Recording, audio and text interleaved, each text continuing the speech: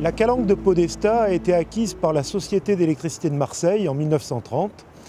Et lors de la nationalisation des sociétés d'électricité après-guerre, le patrimoine a été transféré à EDF.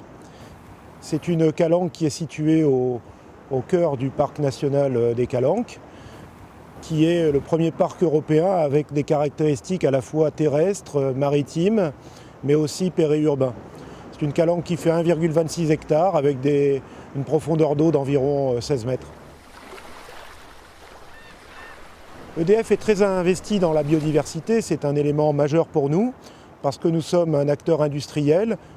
Et bien évidemment, nous sommes soumis à des contraintes réglementaires, législatives. Mais l'ambition d'EDF, c'est d'aller bien au-delà, puisque nous avons le souci de former et d'informer nos salariés, les riverains, de nouer des partenariats avec les associations environnementales, mais aussi les laboratoires de recherche. Nous avons l'obligation, bien évidemment, de respecter et de protéger la faune et la flore. Et nous avons surtout l'ambition d'aller au-delà pour développer la connaissance des milieux naturels. En 2012, nous avons pris d'un commun accord avec l'Institut océanographique Paul Ricard l'initiative de faire un état zéro de l'état écologique de la calanque de Podestà.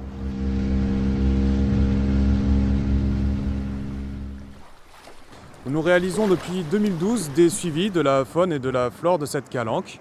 Et comme nous le faisons 2 fois par an, donc depuis 2012, nous allons aujourd'hui réaliser plusieurs types d'inventaires.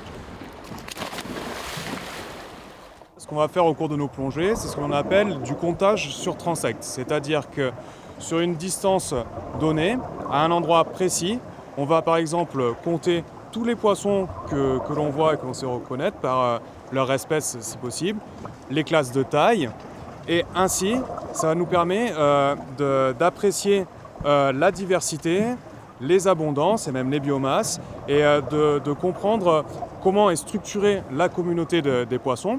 Et en revenant 2 fois par an sur de très longues années, on peut voir leur évolution. Nous réalisons aussi des mesures de la température. Donc on place des petites pastilles qui vont enregistrer la température de l'eau toutes les 12 heures. Et donc là, cette fois-ci, on va récupérer celles qui sont en place pour récupérer les données et en mettre des nouvelles pour continuer l'enregistrement. Rémi va réaliser des photos d'une grotte semi-obscure qui comprend un tombant de coralligène. Ça va nous permettre à la fois de voir l'évolution de l'écosystème par rapport aux nouvelles méthodes de gestion qui sont mises en place avec le parc, voir si l'effet réserve se met en place et voir si aussi l'écosystème réagit à d'autres choses comme par exemple aux changements globaux ou à des variations de qualité de l'eau. En fait, ce que l'on réalise, nous, c'est une sorte de veille écologique sur le long terme pour voir comment évolue le système dans sa globalité. C'est pour ça qu'on ne regarde pas uniquement les poissons, mais aussi les échinodermes, les gorgones et aussi d'autres paramètres comme la température pour essayer d'avoir une vision d'ensemble de l'évolution du système. Au cœur de cette Méditerranée, il y a un endroit exceptionnel, c'est le parc national des Calanques. Et au cœur de ce parc national des Calanques, il y a une calanque de Podestà qui est aujourd'hui la vitrine de ce qu'on peut faire de mieux pour protéger l'océan. Nous avons un cadre réglementaire absolu, nous avons une équipe de scientifiques de l'Institut océanographique Paul Ricard qui font des suivis de biodiversité. Nous avons une biodiversité exceptionnelle qui revient, on voit des barracudas dans le parc, on voit des mérous, on voit des sards, on voit des poulpes. On voit également les changements de la nature, de la mer Méditerranée face au changement climatique.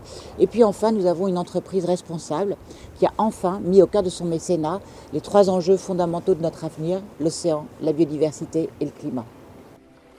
Le rêve, c'est d'avoir la conjugaison, je dirais, d'un développement que souhaite tout un chacun pour pouvoir toujours avoir de la croissance, comme l'on dit, mais tout en respectant son milieu naturel et en préservant un bien qui est cher aujourd'hui à tous les Français, qui est l'environnement et la biodiversité.